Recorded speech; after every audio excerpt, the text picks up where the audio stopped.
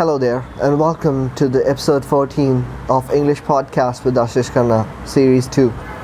Today I'm going to talk about chocolate. So what do you know really about chocolate? Did you know, for example, that there is a World Chocolate Day? Well, there is, and it takes place each year on the 7th of July. To celebrate World Chocolate Day, listen to today's episode and I'll tell you all about the history of chocolate and the interesting journey from cocoa bean to chocolate bar. Let's start with the brief history of chocolate. So, chocolate was first used as a drink over 3,500 years ago in Central America. It was very popular with the Mayans and the Aztecs, who mixed cocoa beans with vanilla or chili peppers. In fact, cocoa beans were so important to them that they were used as money. Cocoa was first grown in Ecuador, which was for a long time the world's #1 producer of cocoa beans.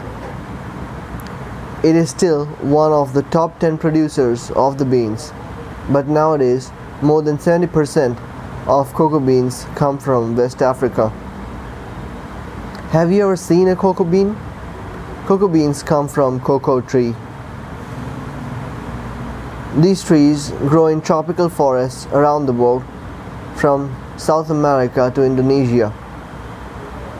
The beans grow in colorful pods of red, yellow and purple. Inside the pods are the beans. Each tree grows around 50 pods a year, and each pod can contain between 20 to 60 beans. It takes around 100 beans to make 100 grams of chocolate. The pods are picked by hand to protect the trees. So what happens next? Well, once the pods are picked from the tree, they are opened and the beans are taken out. The beans need to go through a number of different processes before they are ready to be turned into chocolate. First, the beans and the pulp are placed in special boxes, where they slowly ferment for up to 5 days. Here the beans turn brown and start to develop their special flavor. They are then put out in the sun to dry for approximately 14 days. After this, they are roasted for about 15 minutes in preparation for the final stage, when the beans are taken out of the shells.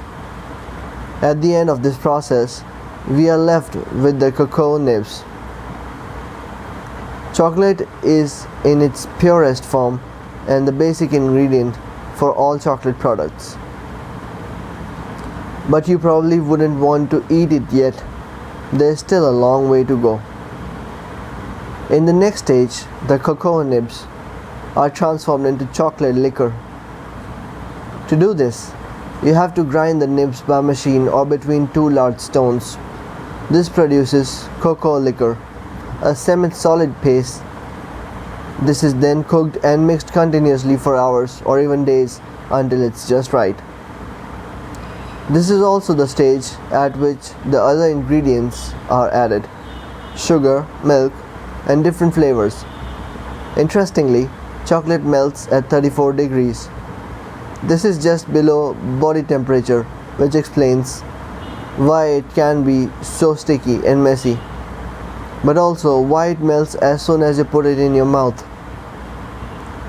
So it's starting to look like chocolate, but there is one more step.